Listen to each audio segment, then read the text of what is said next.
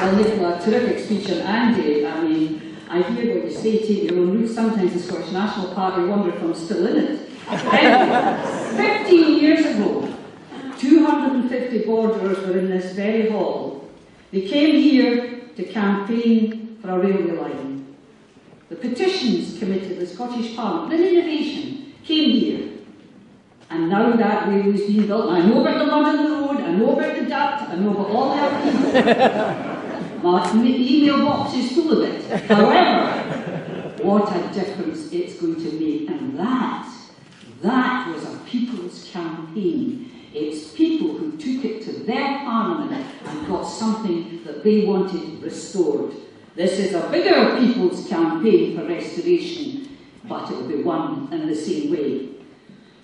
15 years ago, Galashiels was on its uppers. Via systems had closed, lots of jobs had gone, Selkirk was in the same position. Today, it's beginning to thrive again. That's all to do with what you did in getting that railway line built. So that wee Scottish parley that started 15 years ago has played its part, but it's growing up. It's done good things. It got free prescriptions. You don't have that south of the border. It has free personal care, and that was by the whole Parliament, across parties. It's done lots of good things, but its hands are tied behind its back. Now we're ready. If you're ready, we're ready to take on energy, benefits, tax. Take away the nuclear weapons. Don't go into illegal wars.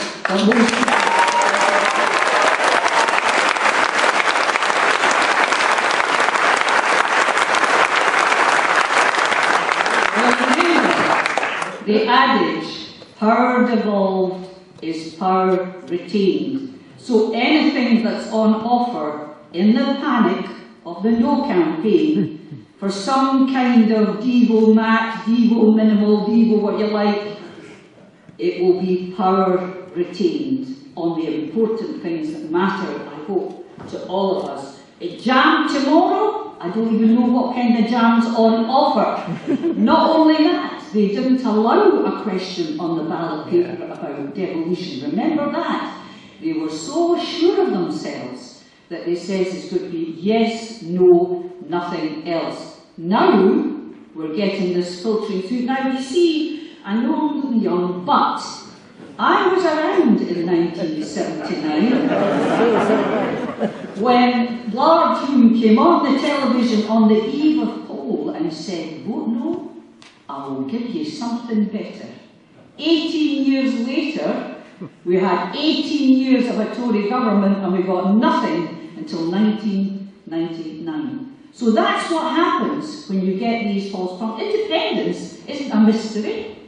Just look at any other country. Look at Denmark or Norway or Sweden or Spain, wherever you want to look. There's no mystery in independence. They're trying to make it sound like something that Scotland alone on this planet cannot deal with. Well, if somebody told me that, I'd soon say what I had to do to them.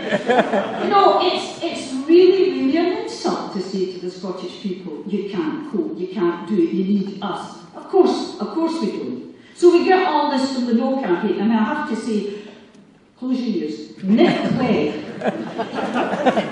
And F does he think he is? He was telling us today in Scotland he's going to be the broker and that he's going to help us to get something better if we vote no, because, wait for it, the Liberals have campaigned for federal stuff for 100 years. Well, I've not got 100 years.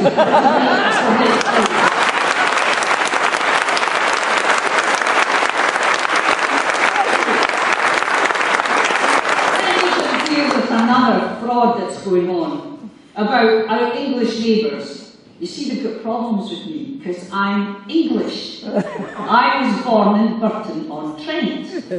A canny Scottish soldier who was in the King's Own Scottish Borderers jaunted down in 1942 and saw an English girl singing at the piano. She saw his Glengarry and his tattoos and she was done for. And that's why I was born in England. So half my relatives are there, and my son is now down in London where he will stay and marry a lovely English rose. All comes round again. So you see, this is a nonsense. There's no, the liberation of Scotland, the independence of Scotland will be the making of the north of England and the other regions.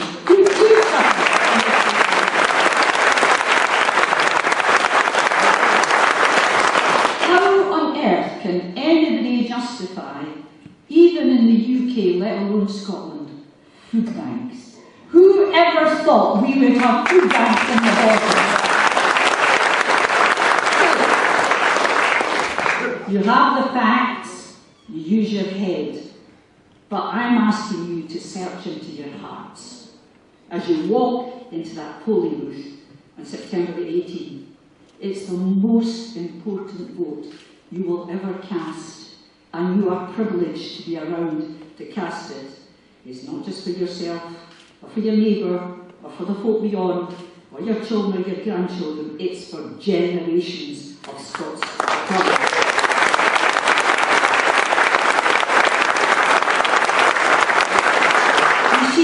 I think of September the 19th. When we wake into that new day, we have two futures that will be there for us. We'll either have voted yes, and by the way, the buses will still run even to Peebles, or we won't have voted yes.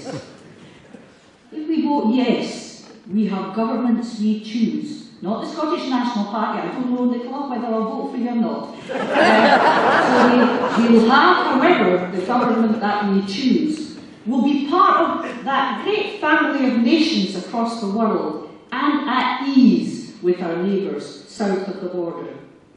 40 years, believe it or not, I have campaigned for Scottish independence through thick and thin.